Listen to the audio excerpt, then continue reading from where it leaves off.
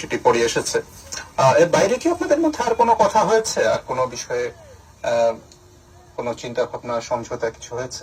এর বাইরে স্বাভাবিকভাবেই উনি অত্যন্ত একজন স্বনামধন্য মানুষ, অত্যন্ত দুটা মত পার্থক্য বা মতবিরোধ দেখা যাচ্ছে সেখানে।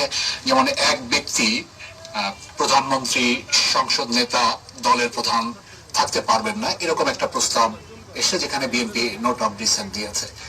মানে এই জায়গাটা যদি এক ব্যক্তি তিন পদে একই সাথে থাকেন, সেটা স্বৈরতান্ত্রিক একটা ব্যবস্থা তৈরির সুযোগ দেয় কিনা? সকলের প্রতি সম্মান রেখেই বলছি আমি,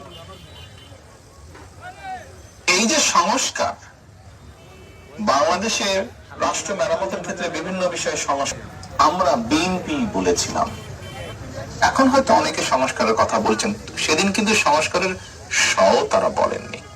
তারপরে পরিপূর্ণ শ্রদ্ধা রেখে আমি বলতে চাই সকলের প্রতি, বিজ্ঞ মানুষ উনি, এর বাইরে তো অবশ্যই স্বাভাবিকভাবে সৌজন্যমূলক কথাবার্তা হয়েছে। এর বাইরে উনি আমাকে জিজ্ঞেস করেছেন যে জনগণ যদি আপনাদেরকে সুযোগ দেয় তাহলে আপনারা কি কি পদক্ষেপ গ্রহণ করবেন দেশের জন্য, দেশের মানুষ